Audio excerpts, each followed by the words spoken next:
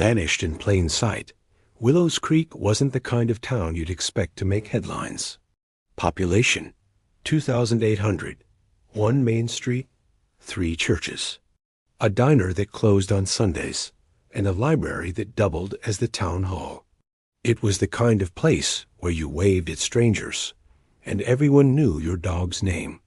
But in 2005, something changed. One person disappeared, then another, then a third.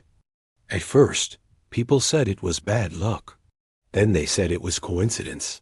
But over time, the word coincidence stopped feeling right, and the silence in Willows Creek started to sound like a warning. The first to go missing, her name was Sarah Jennings, 29 years old, high school English teacher.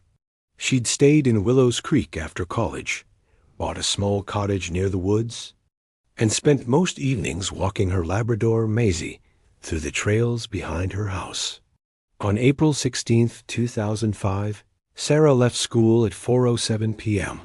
Security footage showed her locking the classroom door, waving to a fellow teacher, and getting into her green Subaru.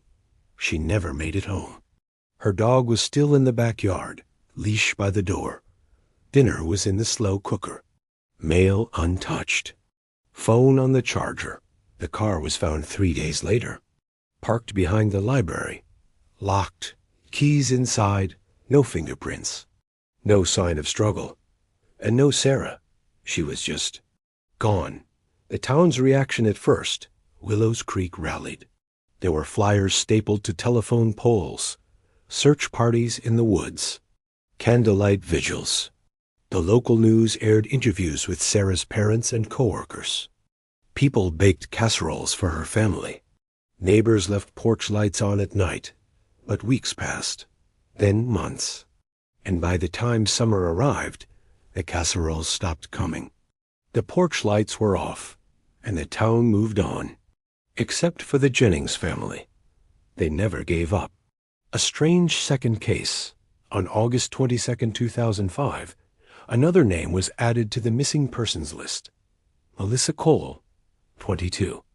Gas station night clerk. Her shift started at 10 p.m. She never showed up. Her roommate said she left around 9:15, wearing jeans, a hoodie, and a backpack. She'd stopped by the grocery store to grab snacks, and then vanished somewhere in the 15-minute drive across town. At first, police assumed she'd run away. Melissa had dropped out of college, worked odd jobs, and had no family nearby. But her bank card was never used again. Her phone went dark, and nothing in her apartment was missing. Her roommate insisted. She was planning to come home. She even took out the trash.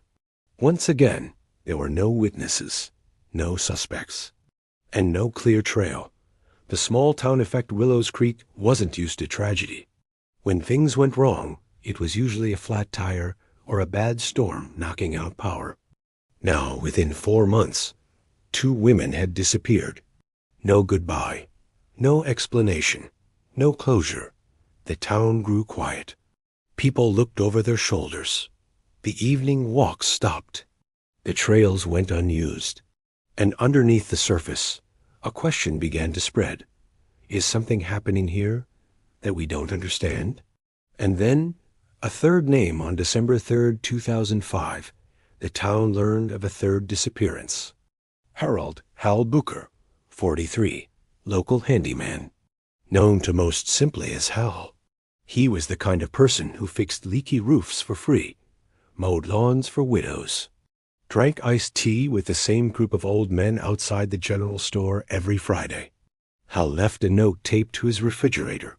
Gone for a few days. Back by Tuesday. Don't worry. But Tuesday came and went. Then Friday. Then Christmas. And Hal never returned. His truck was found outside the ranger station. Keys on the seat. Glove box open. No signs of foul play. His backpack was missing. His boots were gone. And the only footprints nearby were his.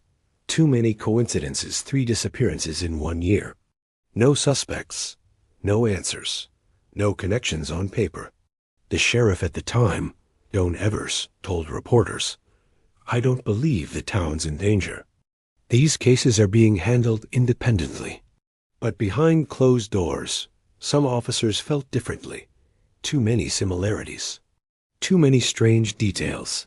Too much unknown. And one man, in particular, took notice. Enter Detective Benjamin Rowe. At the start of 2006, the Willows Creek Police Department got a new cold case investigator, Detective Benjamin Rowe. He'd transferred from the city. Quiet, methodical, known for solving tough cases without drawing attention. Rowe had a habit of asking the questions no one else thought to ask. And when he reviewed the files for Sarah, Melissa, and Hal, something about them didn't sit right. Different ages, different lives, but subtle overlaps that no one had noticed before. Rowe made a decision. He would reopen all 3 cases, and he would look at them together.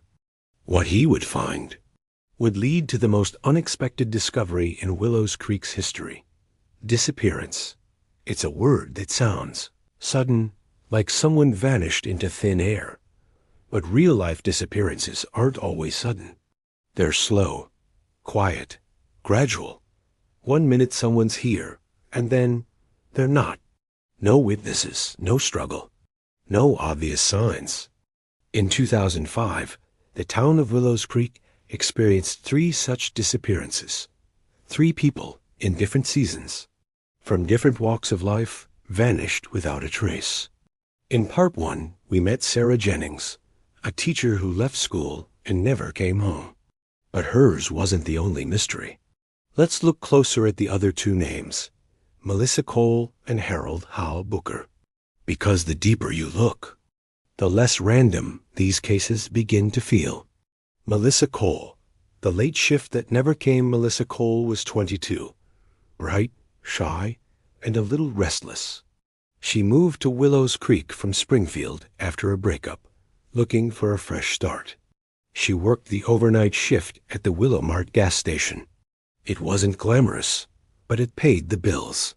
She shared a small rental with a friend from church, kept a spiral notebook filled with poems under her bed, and had a ritual of buying the same brand of tea every Friday. On August 22, 2005, she disappeared. Her roommate, Jenny, told police she saw Melissa leave just after 9:15 p.m. Melissa was wearing a gray hoodie and carrying a small black backpack. Her car was working fine. The weather was clear. The route was familiar, but Melissa never clocked in. At 10:30 p.m., the gas station manager called her cell. No answer.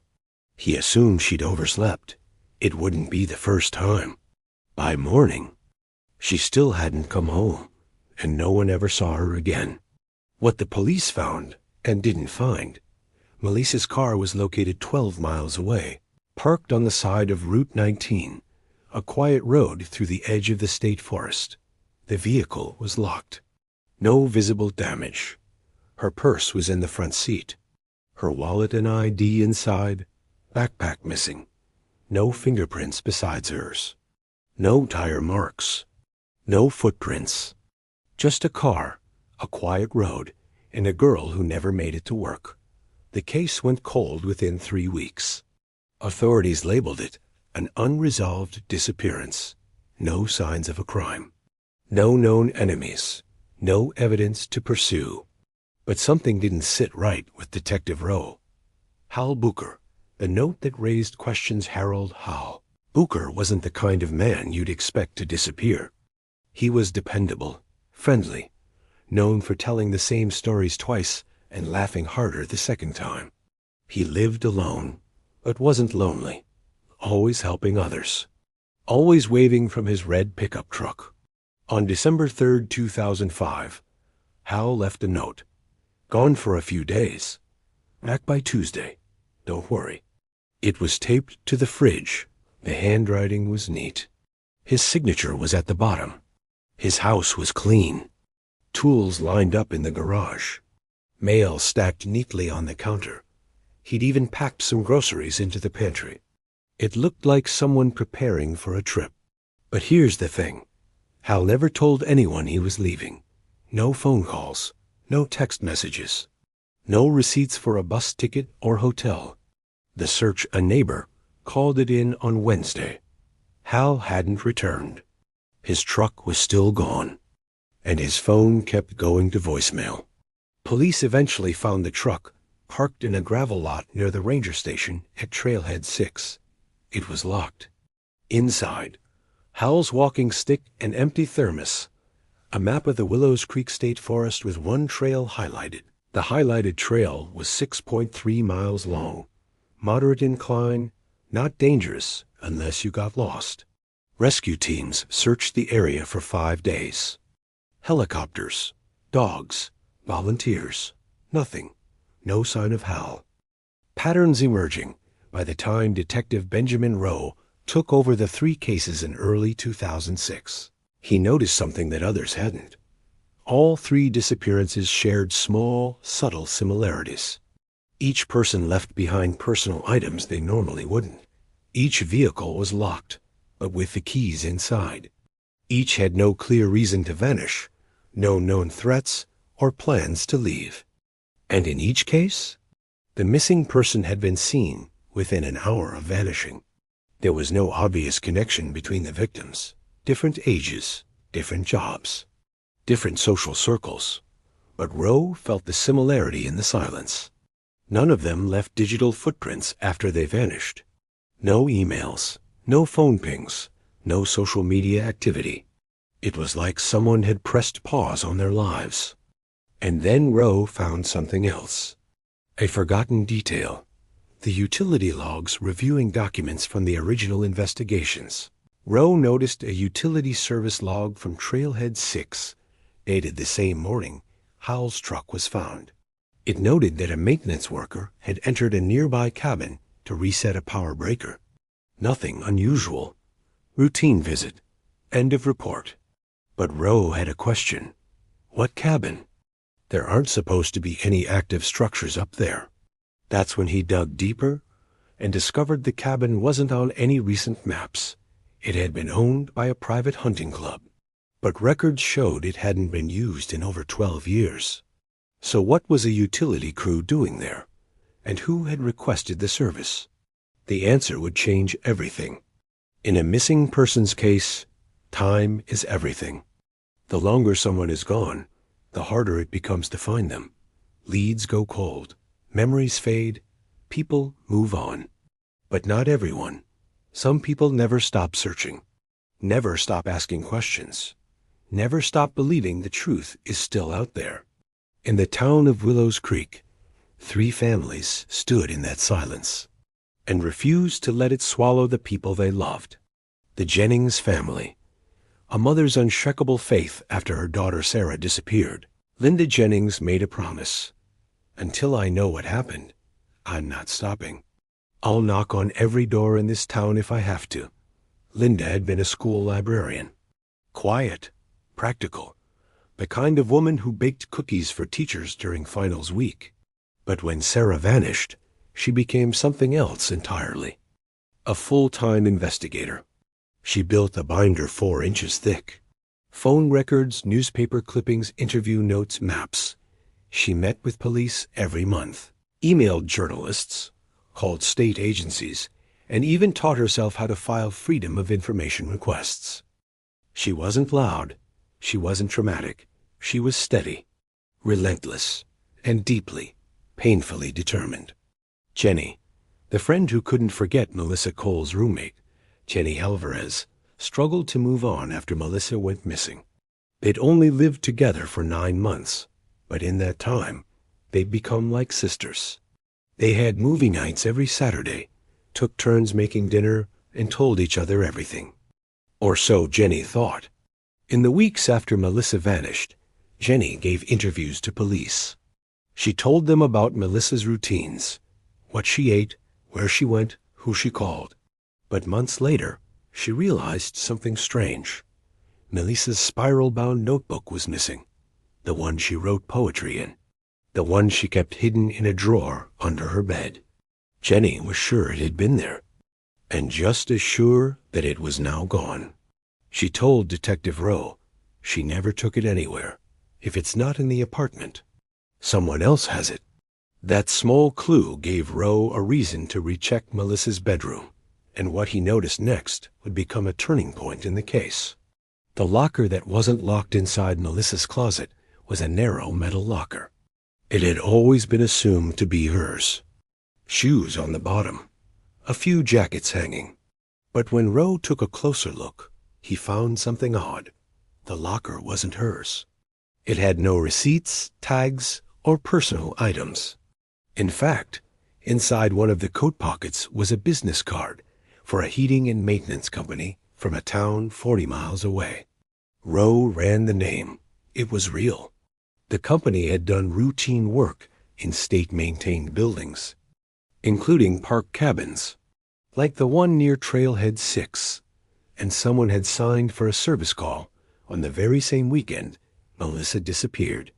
The man with the wrench, his name was Caleb Holt, 42 years old, employed as a field tech for 6 years. When Rowe visited him in person, Caleb didn't remember Melissa Cole, but he did remember one strange job. There was a cabin up in the hills off the books. Power was acting up. I was told to reset the breakers. Place was dusty, but somebody had been staying there recently. Rowe asked what he meant. There was fresh coffee in the pot, clean dishes drying in the rack, firewood stacked inside, and there was a small notebook on the table like a diary. Rowe leaned in. "Do you remember what color the notebook was?" Caleb nodded. "Purple cover, spiral binding, just like the one Jenny remembered." Rowe asked why he hadn't reported it. "I was told the place was being prepped for seasonal use. Figured it was a ranger or something. Didn't want to get anyone in trouble. It was a simple decision, an honest one. But it delayed the case by almost a year." Hal's brother. A quiet conversation while Rowe was tracking the notebook. He also followed a lead from Hal's family. His younger brother, Mark Booker, had noticed something strange. Right before Hal left that note on his fridge, he had stopped by Mark's house for coffee. He seemed distracted, like he was thinking about something he wasn't ready to say. Mark remembered one line from the conversation. "You ever feel like someone's watching you, but they're not dangerous? Just waiting?" It had sounded like Hal was reflecting on life. But now, in context, it felt like something more. Hal hadn't taken a random walk in the woods. He'd gone there for a reason. 3 voices, one message Linda, Jenny, Mark. They came from different parts of the town. They didn't know each other well, but all 3 had refused to forget. And without them, Detective Rowe never would have found the thread that connected the disappearances. Because sometimes justice doesn't begin with evidence. It begins with memory and love and the refusal to give up, even when everyone else already has. Detective Benjamin Rowe wasn't from Willows Creek. He hadn't grown up fishing in its streams or attending its Sunday potlucks. He didn't know the local gossip or the names of every family dog. But maybe that's why he saw things others didn't. When he arrived in 2006 to work cold cases, the town was still quiet, outwardly peaceful, inwardly uneasy. 3 people had vanished in 1 year. And the only thing more chilling than their disappearance was the fact that no one had been able to explain it. Rowe didn't believe in coincidences. He believed in patterns, and he was about to find one. The case wall Rowe was methodical. He cleared out a spare room in the station and built what he called his case wall. Large corkboards, maps of the region, photos of each missing person, timelines, utility records, handwritten notes, colored string-connected locations. Yellow tags marked every known interaction. Blue pins showed where vehicles were found. Red ones where they were last seen. And in the middle of all of it, a question printed in large letters. What connects them? He stared at every morning and every night before he went home. The cabin revisited the cabin near Trailhead 6 had become a quiet obsession. a place barely mentioned in the original reports, because there was nothing at the time to suggest it mattered. But now, with fresh eyes, Rowe saw it differently. It was remote. It had power. It had been used recently. Armed with a search warrant and a local ranger, he returned to the cabin in early spring. Snow had melted. New grass was growing. And something strange had happened. The front door had been repaired. When the utility worker last visited months earlier, he remembered it being warped and cracked. Now it was reinforced with a new frame and fresh hardware. Rowe pushed the door open. Inside the cabin, the air smelled of dust and pine. There were no signs of recent living, but subtle clues remained.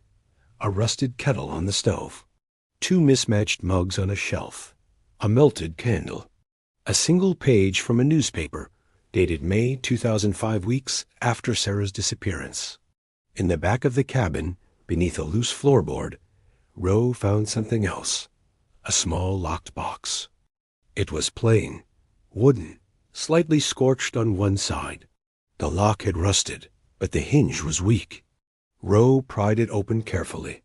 Inside were a faded photograph of a woman standing in front of a green Subaru, a plastic name badge that read, Melissa Willowmart, a dog tag with the name Maisie, Sarah Jennings' dog, a pattern in the possessions. Rowe sat in silence.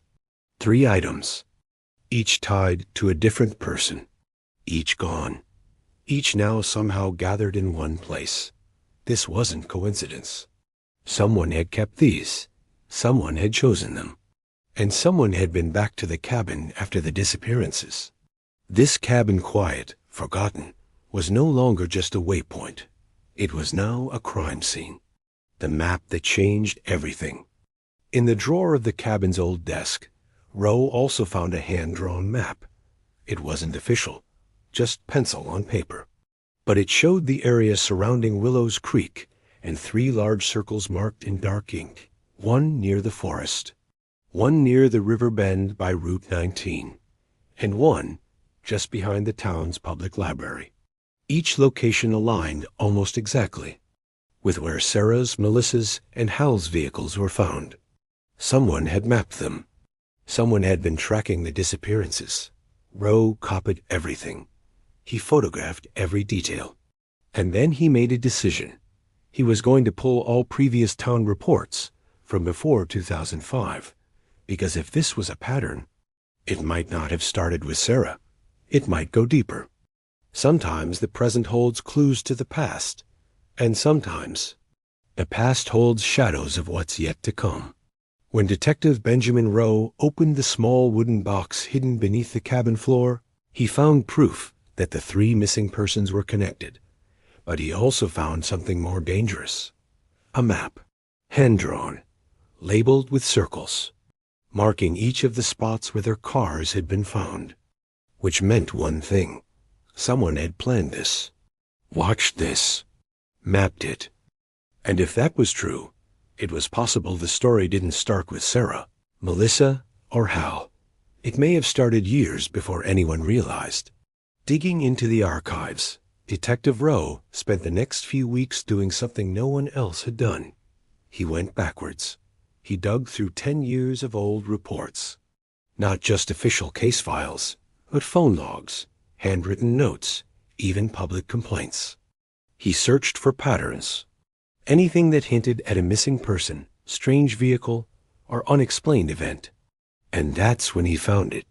A report from May 1999, filed by a couple camping just outside town.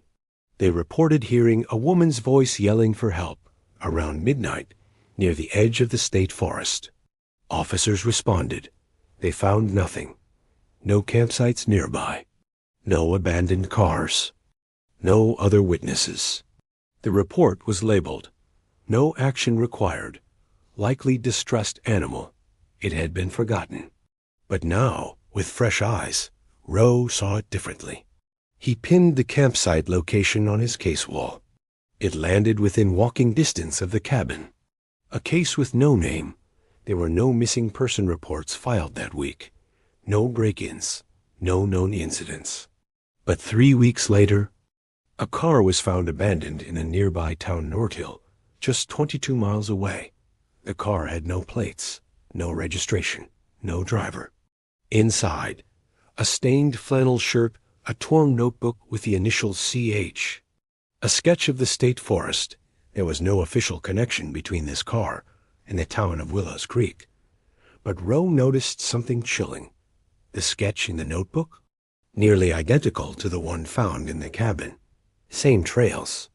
Same hand-drawn marks. Same cabin outline. This was no coincidence. Who was CH? Rowe tracked vehicle history. Found that the abandoned car had once belonged to a man named Colin Hartwell. A drifter. Early 30s. Moved from place to place. Worked odd jobs. Colin had no close family. No permanent address. And after 1999, no records at all. No phone.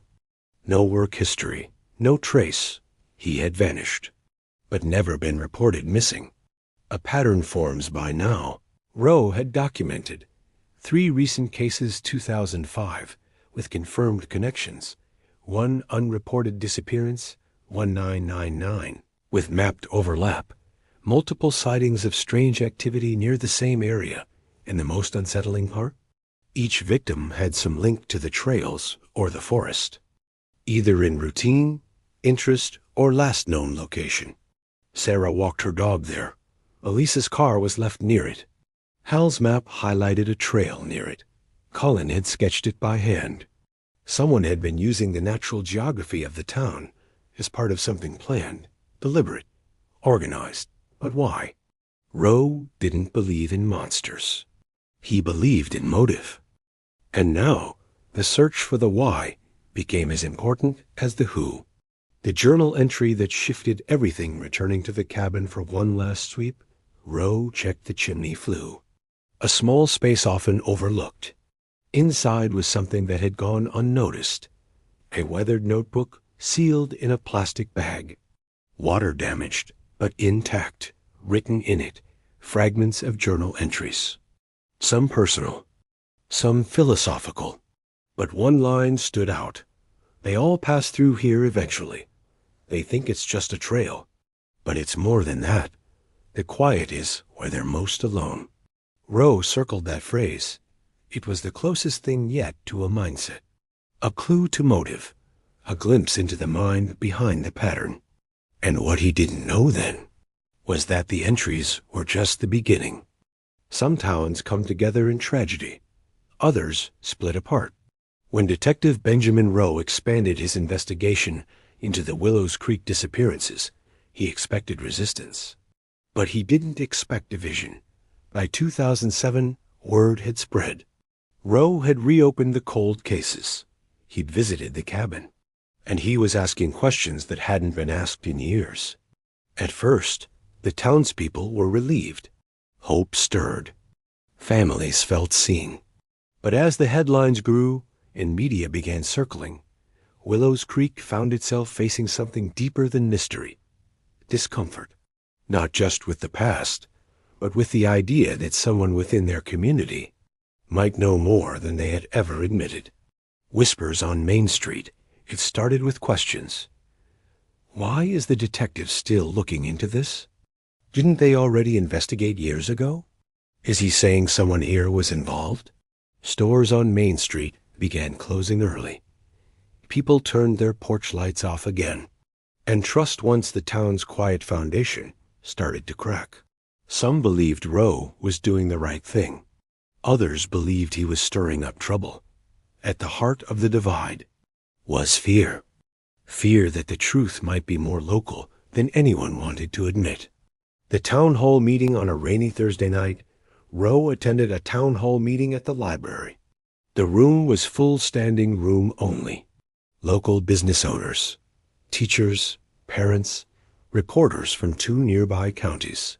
Rowe stood at the front and explained, carefully and calmly, that his team was pursuing new evidence and following new leads.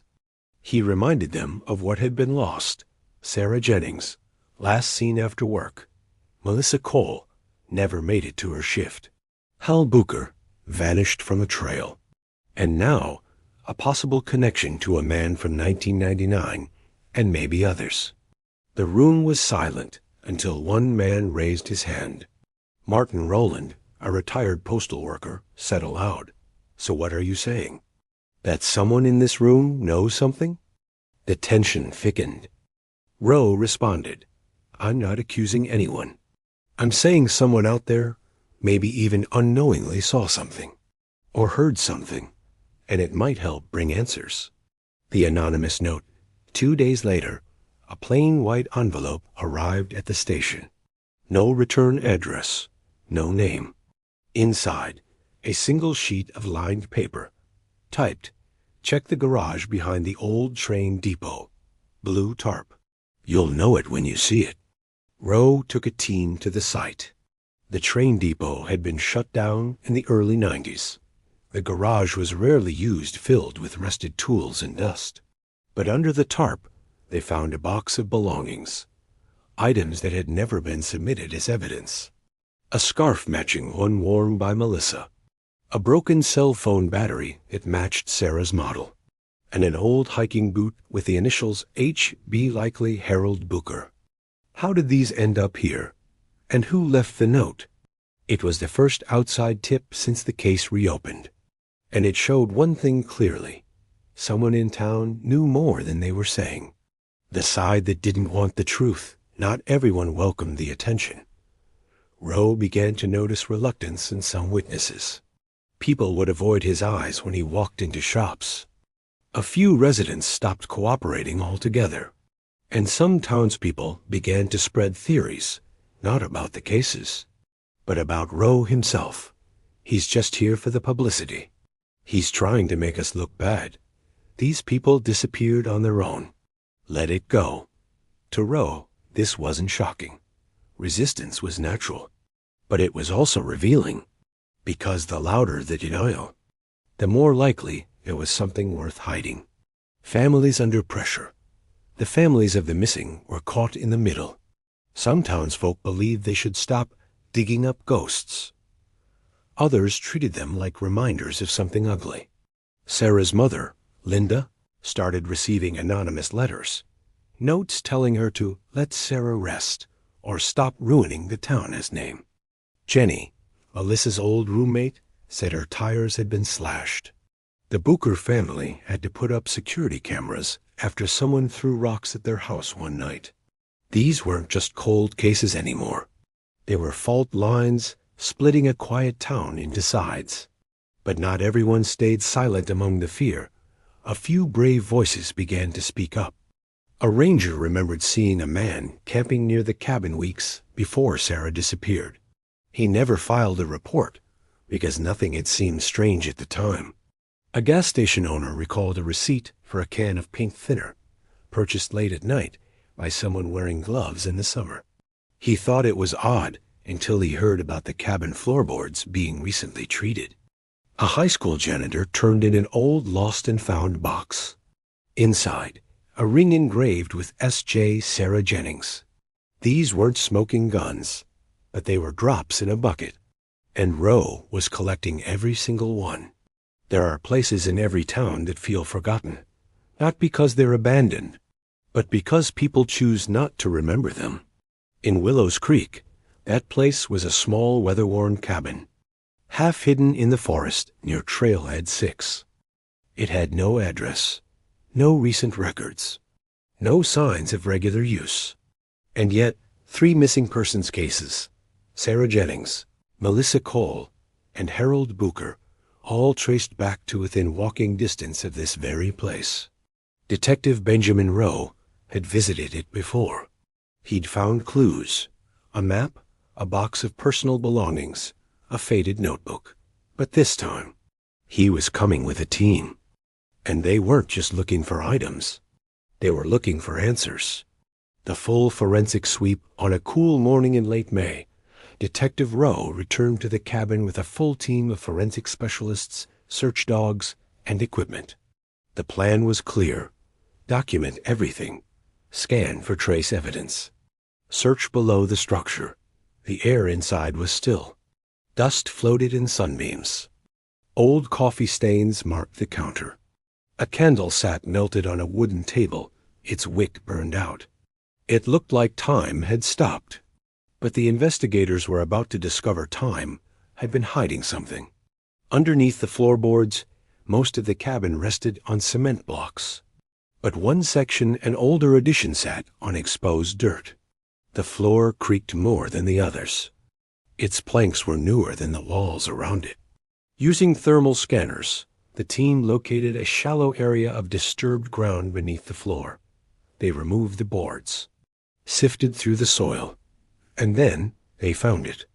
A sealed metal container, roughly the size of a shoebox, rusty, dented, but intact.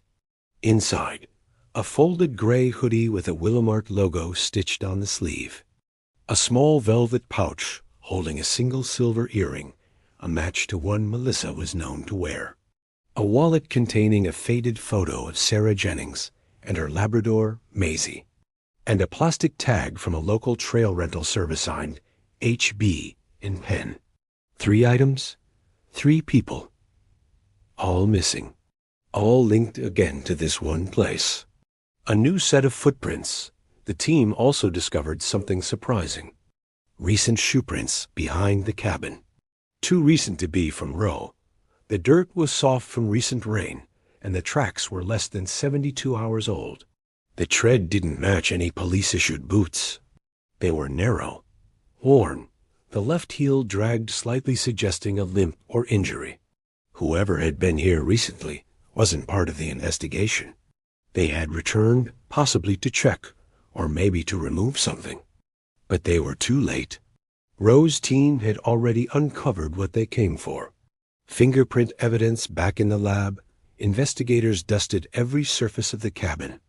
Most prints were too smudged or partial to be useful, but one clear thumbprint left on the lid of the metal container stood out. They ran it through the database. No matches, no criminal record, no known ID. But now there was something powerful, a physical link between the container and an unidentified individual. Roe had a trail, a physical profile, and with the prints, shoe size, and partial DNA from hair on the hoodie, they were closer than ever to finding out who had been inside that cabin, and possibly who was behind the disappearances. The return to the trail map with renewed urgency. Roe returned to the hand-drawn map he'd found months earlier in the cabin desk. It had 3 marked areas, one for each victim. But now he noticed something else. In the bottom right corner, near the trail index, was a faint pencil mark. 8:20 seconds, first signal. 12:49 Amai. That was the exact night Melissa Cole vanished. And 12:49 roughly the time she would have been walking between her car and the gas station. Roe now believed the map wasn't just a record. It was a timeline, a log kept by someone watching, someone planning. And if that was true, the person behind it all had been observing victims before they disappeared. Every town has its secrets. Most stay buried, tucked behind fences, beneath routines, inside hearts too tired to speak. But in Willows Creek, one secret had refused to stay buried. And after 2 years of quiet, methodical investigation, Detective Benjamin Roe had reached the final piece. The truth was never loud. It didn't scream. It whispered through maps, footprints, and a box of forgotten things. The composite sketch, after analyzing the footprints, the fingerprints, and traced DNA, Roe's team created a composite profile. Male late 50s to early 60s, narrow foot structure, healed leg injury, likely left knee. Previously unknown to law enforcement, the forensic evidence didn't lead to a name. But Roe wasn't just working with science anymore. He had stories, eyewitness details, old interviews that didn't seem important until now. And one name kept reappearing in the margins: Elias Boone. Who was Elias Boone? Elias Boone had lived in Willows Creek in the late 90s. A quiet man, kept to himself. worked odd jobs, mostly property maintenance and trail repair. He had no family in town. Rented a cabin briefly near Trailhead 6. Moved away in 2000, reportedly to be closer to nature. There were no criminal records, no major complaints. But people remembered him as polite, but always watching. Used to sit in the library just reading maps. Knew those woods better than anyone. When Rowe tracked down Elias's last known address, he discovered something remarkable. It was less than 5 miles from the old cabin. A small shack, deep in the forest long forgotten, but still standing.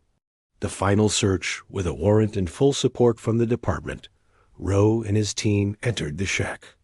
It was weathered, but intact.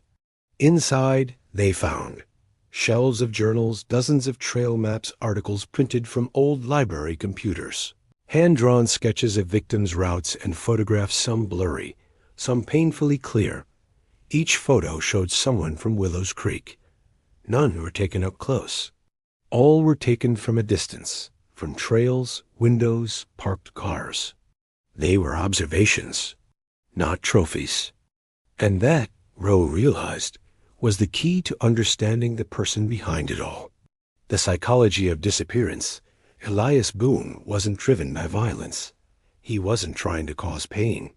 He was, in his own twisted way, trying to disappear with others. His journals revealed a worldview shaped by isolation. People walk through the world, but no one sees them. They vanish every day. I just stayed with them a little longer.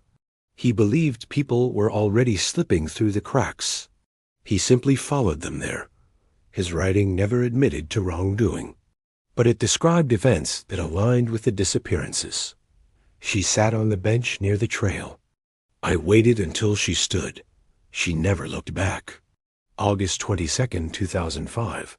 Melissa Cole. He left the note on the fridge. Just like I said he could. He thought it meant he had a choice. December 3, 2005. Harold Booker. Rowe found no evidence that Elias harmed anyone directly, but he had enabled their disappearances by offering escape routes, by exploiting vulnerability, by removing any path back. Closure or complication? The town wanted justice. But Elias Boone had passed away in 2008, just months after Hal's disappearance. He was buried under an alias in a nearby county. No one knew. No one had connected the dots. So Rowe did the only thing left to do. He gave the families the truth. He showed them the journals, the maps, the photos. He shared what Boone had written, not to hurt them, but to let them finally understand it wasn't their fault. Their loved ones hadn't simply vanished. They had been watched, misled, manipulated, and someone had finally seen them again. The town reflects Willows Creek didn't heal overnight. Some still resented the attention. Others feared new pain. But little by little, things began to change. A memorial was placed near Trailhead 6. The old cabin was removed. A bench was installed in the town square with the names of the missing. And once a year, families gather at sunset to light candles and remember, not just the names, but the stories. Final words. Not all crimes end in arrest. Not all mysteries end with a face behind bars. But sometimes, the greatest justice is remembering the people who were lost and making sure they are never forgotten again. Because silence can bury truth, but memory brings it back to life.